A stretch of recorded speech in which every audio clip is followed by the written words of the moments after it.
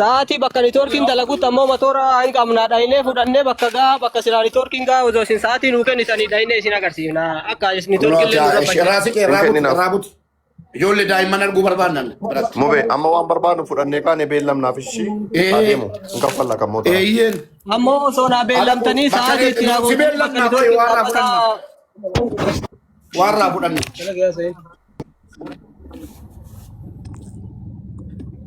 Akkam jirta haadha keenya? Mube waraabi meeme. Ishi gaafadha. Nagaa keetii? Nagaa ammoo jirra fayyadu. Ayyee amma nama 9,000 si daawwataa jira. Mana kana kan bane Mubaarakii. Ijoolleen biyya keeti ijoolleen Sikkoomandoo Ahmad Culullee jira Mubaarak jira. Nuti viidiyoo kee miidiyaa kanarratti agarree. Mee ijoollee kana abbaa malee guddistaati? Abbaan na bira hin jiru addumatti yaa guddisuu jira. Mee gochi suni godina Baalee Aanaa Dalloo Mannaa ganda cirrii maal jedhamutu sirratti ta'e mee akkamitti sirratti ta'e wanti sun?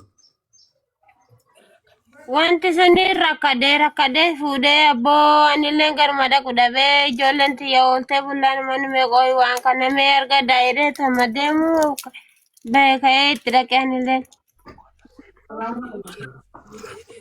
Ijoollee kee waan nyaachistuu dhabdee?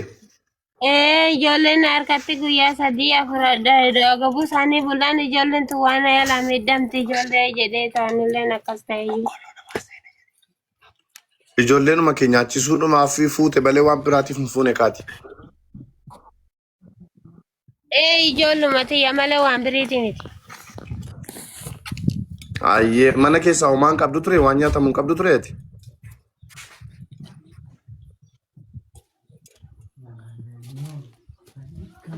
Sagalee itti dhagaamaan jiru bakka miidhaa beetti. Abdi akkaataa jireenya see gaafadhu mana siin jiraattu kiraa jiraatti moo eessa bulti waan jiru waan siin barbaaddu moo malee waan biraati miti. Warri bira jirtan akkamitti jiraatanii mana jireenyaa qabdaa? Warri bira jirtan naa seenaa. Mana jireenyaa qabdaa? Mana keessa jiraattu qabdaa? Mana jireenyaa mataatti hin qabu. Kiraa meeqa kaffalta? Birii 400. Maaliin jiraatta? Ijoollee kee kana maaliin guddistame? Ijoollee xiyyaa'anii bidduma namaatti rafaa dhaabbadhee abboo anillee of dadhabuu jiraayyuu waan ma wallaalayyuu. Ayyee gocha sana kan inni sirratti raawwate sirruun kuteera moo ispoortiidhuma sana qofa sirratti hojii hojjechiise? Ispoortii. Namichi sun kana dura si beekaa? Wal beektu? Inni moo? Ijaan argaa garuu na. Hooggantoonni maal siin jedhani? Ayyee ishee. Yeroo turtuu keessa abboo mana namaa dalaguu jiru. Maal dalagaa turte ijoollee kana yeroo guddiftu maal dalagdee guddisaa turte maal faa dalagda?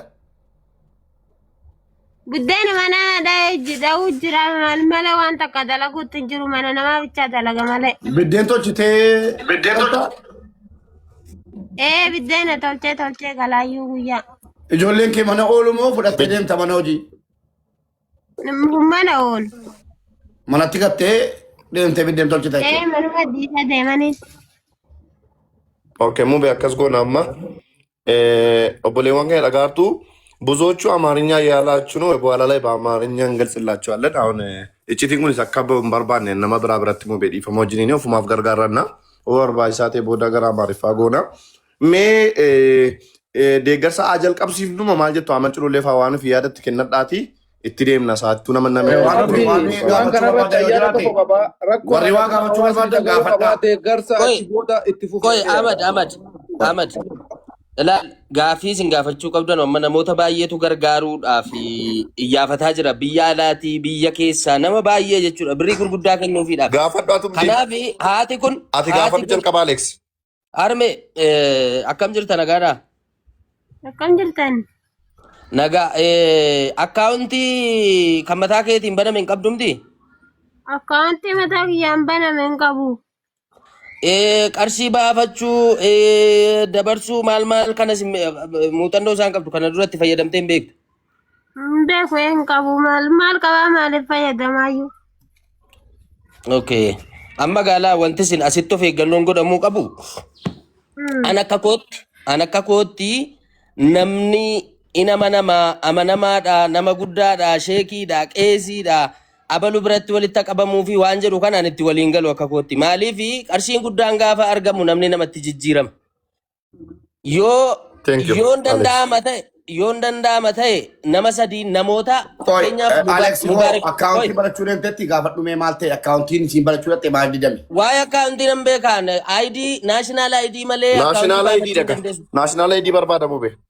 Sababa kanaatiif Mubaarak wanti gochuu qabdu laa baale keessaa ijoolleen beektu naannoo isiitti dhiyaatan ofii kan keetii kan beektuu fi yoo wanti tokko uumamellee to'achuu kan danda'amu namoota sadii waliin yoo banan namoota beektu namoonni ati hin beekne yookaan kan armee kana beekanu armee kana qofa beekanu yoo ta'e ammas as barabbaruu danda'a namni sii galee birriin 500 galee 5,000 duwwaa galee yoo jedheen haati kun waa'ee lakkoofsa kanaan beektu sii galee ammas gargaarsi namaatii fi haqni sii lafatti badaa jechuudha. Kanaaf baale keessaa namoota beektu naannoo sana jiran keessaa namoota haali akkana ogooneo.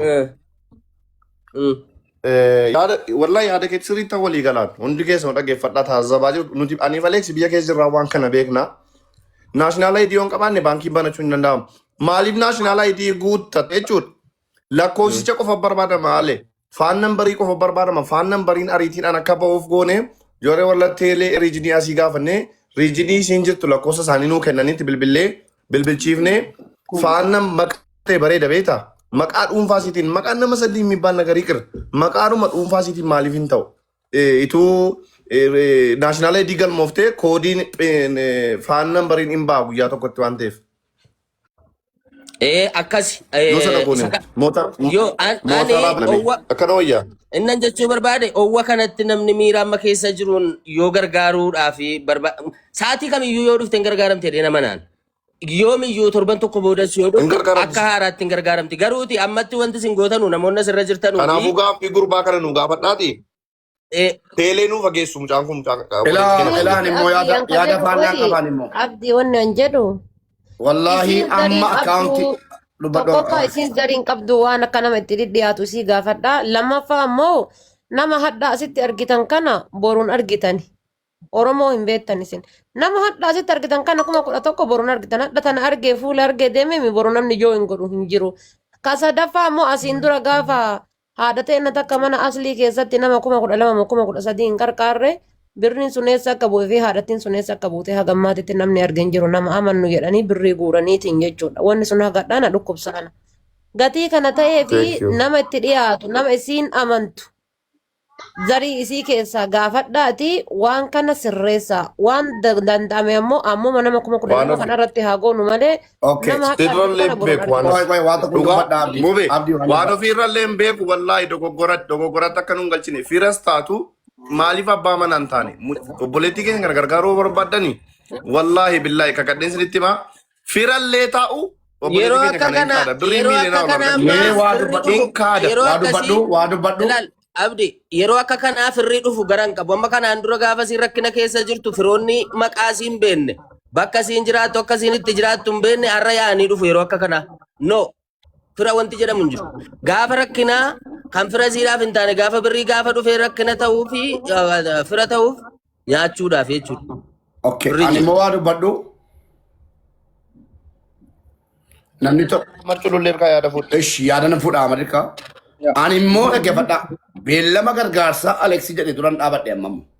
Aleks dhiifa manaa godhe maaliifi waa danuu beellamni argine hawaasni keenya hadha argeera hadha inni arge kun borin nuuf gaafa beellamaanuun argamu hojii qaba namni.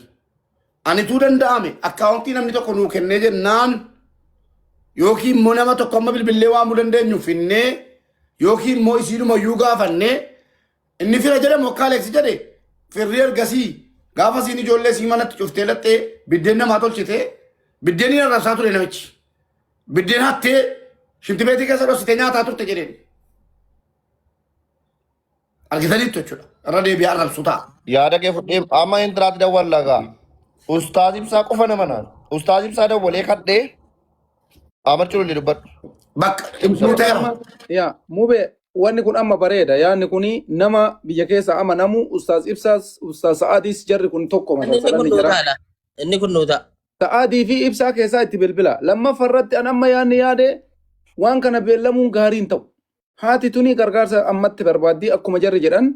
Asirratti ani gaafii hawaasa hundaa ifa ta'uu qabu. Gama isiitiilleen gargaarsi kun nama itti amantu yoo qabaatte nama isanis isiillee yoo dhiyeessite osoo kanallee gaafatanii irra caalatti baay'ee barbaachisaadha. Lammaffaa irratti ammoo hawaasa kenna. Nama badii kana sirra raawwateefis yakkama akkana isii godhe seera da'oo godhatee waan seerri san ayyamne dalage kanas akka seera dhiyaatuuf dubartii matanarraa nama kana maqaa isaa maal akka inni dalagu isirraa gaafattanii waan kana bilisa baaftanii ammoo gargaarsa kana irratti illee ustaazota amma jettu kanallee keessaan barbaanne isiinis ammoo namni itti amantu yoo jiraate namni kuni wata akkana nyaatu hin amanaa yoo jettu taate ammuma isii gaafanne waan kana ammumarraa itti yoo seenne irra gaariidha jedhee yaadaan. Kanarratti mee yaada keessa. Amachuu lollee ani immoo jecha kee mormee ka'e biroo. Maafi morme beektaa? Yooma isheen naa ta'a jette boriin kaadaan jedheetan. Mobee dubbadhu. Okay, galatooma yeroo hedduu yaadni ka'u bareedaadha. Agammaatitti wanni isin kaaftan hunduu bareedaadha. Amma bakka ustaaz ibsaa jettan kana ani naan ta'u xiqqoo isin fudhadhu maaliifi ni amanamaa nama jaalatamaadha nama guddaadha. Garuu duriyyoonni kenna boru gadi yaa'anii ustaaza arrabsan. Sigalee ani wanni jedhu akka kiyyatti Alex Taayetii fi Abdiin biyya keessa jirtanii isin lamaan walitti dhufaati. Akkaawuntii keessan lamaan keessa tokkorratti murteessaati isin lamaan koontirool godha. Har'arraa eegalee aga Lakki. Mobee. Natu mursiisme. Lakki. No. Mobee koodhiis wayi hin ta'u nuti laa tokkoffaa nuyi hin ta'u fakkeenyaa anaan hin ta'u Aleeksiinis hin ta'u an kan Aleeksis kan koos hin barbaadu maaliif yoo jette nama Aduu toleen jedhu ani waan akkasii irratti hin hirmaatu. hin barbaanne nuti. Namoonni biyya sanaa baalee jiran yookaan Isiidhaaf carraa kennaamee hawaa dubbattu gaafadhaa. Qabaachuu dandeessi obbolaa qabaachuu dandeessi isheefillee carraa kennaati.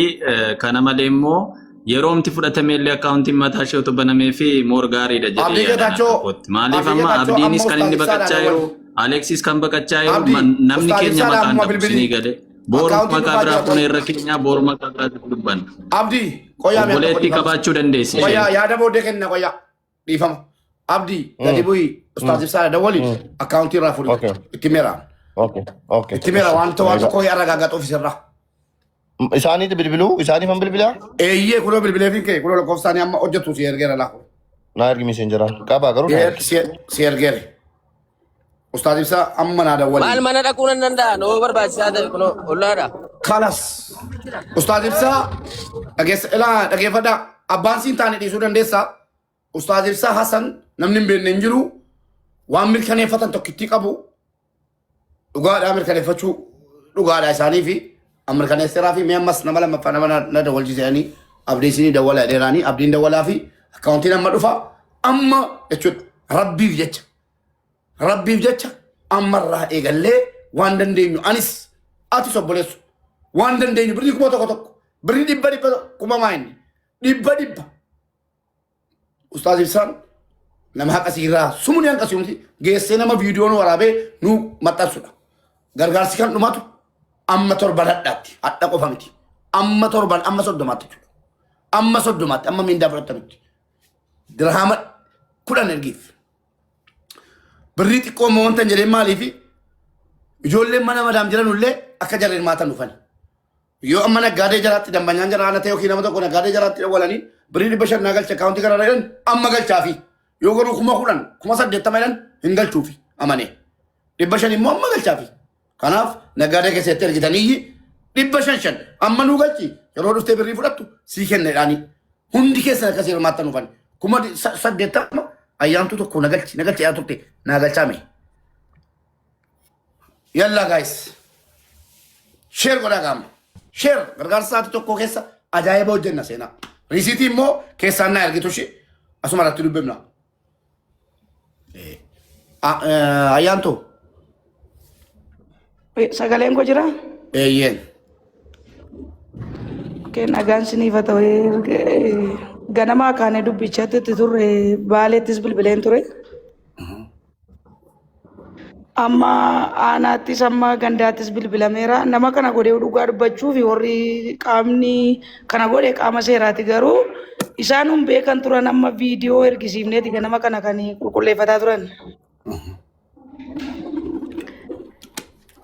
Amma walumaa gala itti bilbilaa jirra tokko ganda keessa akka isheen jirtudha kanani adda baafadhee gandarra jirtedha isheen. Kunooti dhufteetti. Aanaa irratti akka lafti aanaa irratti akka lafti kennamuufidha kana naasofsiisaa jiru. Lafti aanaa irraa maaliif miidhamteetti haadhi kun cabdeetti bokuun ishee cabeera. Atattamaan lafti kennameefi akka manni ijaaramuuf aanaa irratti. Maaliif baay'ee boquun haadha keenya baay'ee gaccabeera. Sagaleen kun neetworkiin kun jeeqaa jira. Nagama. Sirriitti dhagahaa jira sagalee keenya.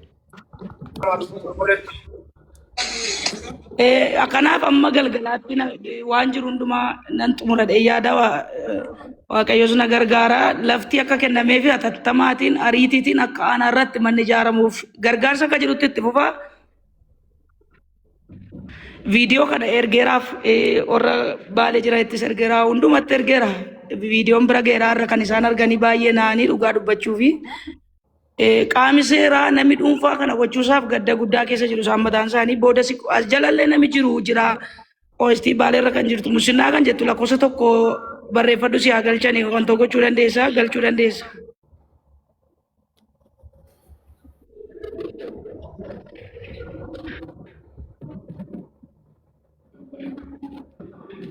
Yaa argeera bakka kanaaf an akka kootti Finfinneen jira nan deema gidduun yoo namni achi amma nan deema dhugaa dubbachuu fi lafti kennameefi manni ijaaramuun dirqama. Haadha keenya cabde bokuun ishee ol jedhuun dirqamadha sagalee koo dhagaartu yoo ta'e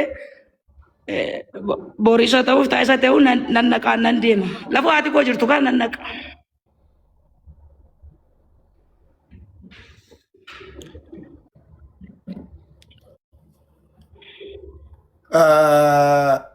Wannan siin jedhu haadha keenya dhagaa jirta. Mataa kee gadi hin qabatin haati nu yeroo haadholiin keenya dhukkufatan haadholii keenya akka waan maallaqni hambisuutti haadha keenya hambisuudhaaf in hanna in saamna waan feene waan humni keenya gochuu danda'u guutuu goona. Haatis immoo ilmoon sii jalaa beelofnaan waan akkuma sana faallaa sana waa meeqa gooti nus haadha qabna. Ati haadha jabduudha sittin dhagahamini rabbi waa wayiif waa Mube. Daarektiin bilbili amma sitti jarri mubaarak jarri kennoo waan ofii haasa'an daarekti dawwaliin as tokkaa hinu. Ishee Ahmad dubbata. Jirullee foloo koo naaf deebisu silkii naaf ergu anillee qaamaan naaf deema dhugaa dubbachuudhaaf. Foloo naa deebisi bilbila naa kaayi haadha kanaaf torbanuma kana mana ijaaramaaf jechuudha manatu ijaaramuuf hin dirqamadha. Yaa, thank you. Ayyaantuun illee jalqabaa kaastee nurra turte. Nama baaleetti bilbiltee isheen illee jalqabaa kaasteen wajjin dadhabaa turte dhugaa dubbachuuf ganama mana baneen tureen illee baay'ee yaada bareedaadha kun illee yaada qajeelaa fiddee jechuudha. Yaada baay'ee fudhatama qabudha. Kooppi liinkii godhaa, sheer godhaa hundi keessan namni baay'achuu qabaani. Haadha kan akka boquun ishee gadi cabee boquu ishee ol qabu qabna hundi keessan. Ayyaantu afaan hin bichaa dubbatamee dagatamuu osoo hin taane namni keenya hadha dubbatee birru dagata waan ta'eef waan kana tagbaarii godhanii qaamni isii miidhe kunillee seeratti dhiyaatee seera mataa isaa argatee akkasitti akka wanna hidheetiin jedhu godhaa please. Tadeemaarra hunduma isaa duukaa jirra waan ofii ganamaa har'umaan yaada kana kanan qabadhee ganamaa kaasettuman jedhaan mammaatti yuutuub duukaa man jira. Dhugaa dubbachuu fi ani boral kan nan deema bilbila amma innillee naaf akaa'u ishee argachuudhaa fi gurbaan amma argisiisaa jiru kun. An Finfinneerra jira bor nan deema. Hayyee gara kiyyaan rakkoon qabu. Ayyaantu Boruu isuma kanayyuu rakkinni biraa akka irra hin geenne biyya keenya ni beektanii. Isuma kanayyuu akka rakkinni biraa irra hin geenne. Ani isumaafuun sodaadha amma kan biraa hafee mucamaafuun sodaadhaan.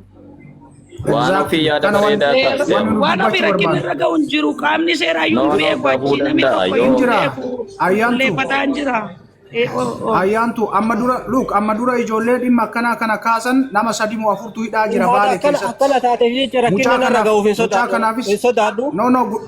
Callisi gurbaati callisi ati callisi sodaa jinnii fi maali miti. No, ati waan Ijoolleen dubbatini cal'isi. dhimma- Ati waan dubbatini cal'isi. dhimma- Maaf jennaani biyyatti teenne suni. Dubbadhu mubee. Okay. Ijoollee amma dura viidiyoo akkanaa kana baasan mucaa gaafa manguddicha Baalee Roobeetitti tumame ijoolleen waan san saaxiltillee hin hidhamte. Ammas ijoollee gandarii raat keessatti viidiyoo wayii garsiiftillee hin hidhamte rakkoo hedduutu ta'aa jira jechaadha. Kanaaf mucaadhaafillee eeggannoon akka godhamu.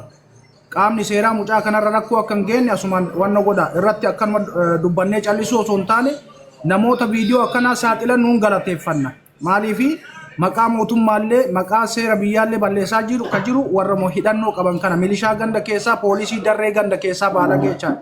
Kanaaf mucaa kanallee akka rakkoon irra hin geenye asumaan wal qabsiiftanii nu wannoo jechuu qabdanii dhimmi akkanaa kun deddeebi'ee mul'ataa jira. Mootummaan wal qabatee mootummaan waan sirreessuu qabu namoota sanniin to'annoo jala to'annoo oolchuu qofa osoo hin taane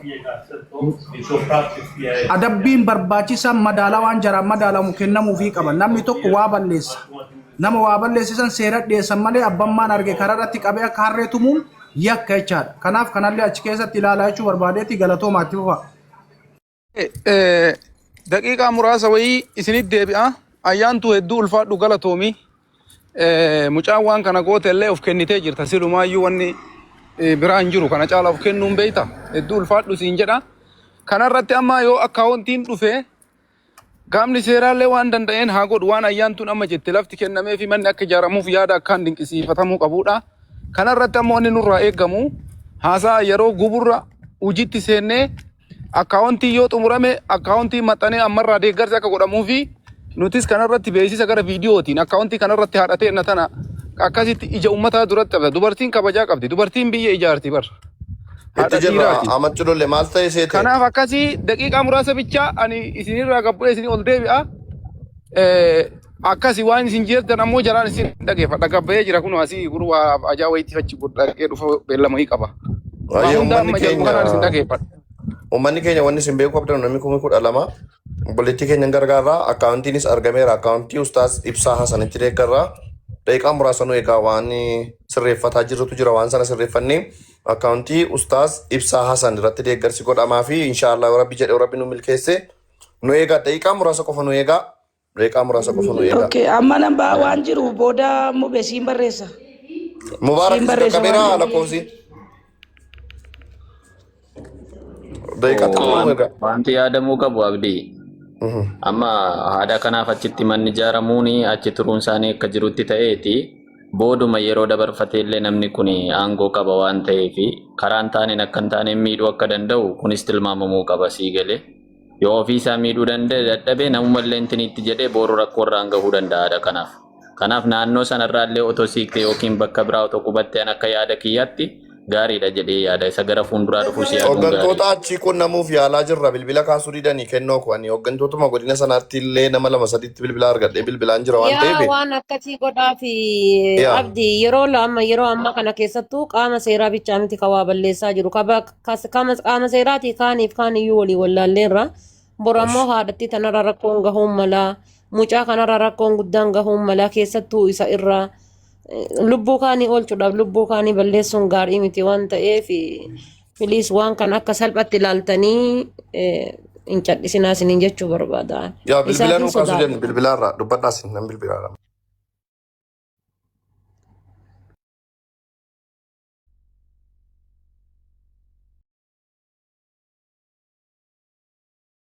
Dubbadhaa waan gaafachuu barbaadda yoo jiraates dubbadhaa ani seettan deebi'a waan ani eegaa jira shi sheer godhaa isin immoo. Mubee wanni gaafattu yoo jiraate gaafadhu itti dubbadhu wanni wajji haasoftu yoo jiraate maatii qabdii akkamii akka waan akkasii san sii galee. Mubaarak Gaafadhaa waan ta'e sirreessaan akkaawuntii ustaas ibsaan qabu jechuudha. Waan ta'e waan sirratu jira. Naa ibsaa isin dubbadhaa. Mubee Mubarak. Tokkummaan afaan dubbanne miti Mubarak wayye. sii miti laakaaniin jedhaan. Okay, okay. Ani gaafin gaafachuu barbaade mana seeraa poolis xaabiyaa si geessan maal siin jedhanii gasi dhiisan deeme ati akka hin qabdu siin jedhamoo yakkamtuudha siin jedhamoo akkam jedhanii gasi dhiisan haadha ko. Dubbadhu si gaafatu jirani. Irra deebiif mubee irra deebiif gaafii hin dhageeffanne. Warroonni milishoonni isii akkasii ispoortii dalasiisanii tuman sun poolis xaabiyaa geessaniiti waa itti murteessanii gadhiisan moo akkanumaan badhe tumanii gadhiisanii naa gaafadhu. Waajjira nageessanii natu waajjira bichaa nageessanii ispoortuma na hojjisiisanii na gadhiisanii. Ispoortii iyyuu waajjiratti hojjechiisanii edaa.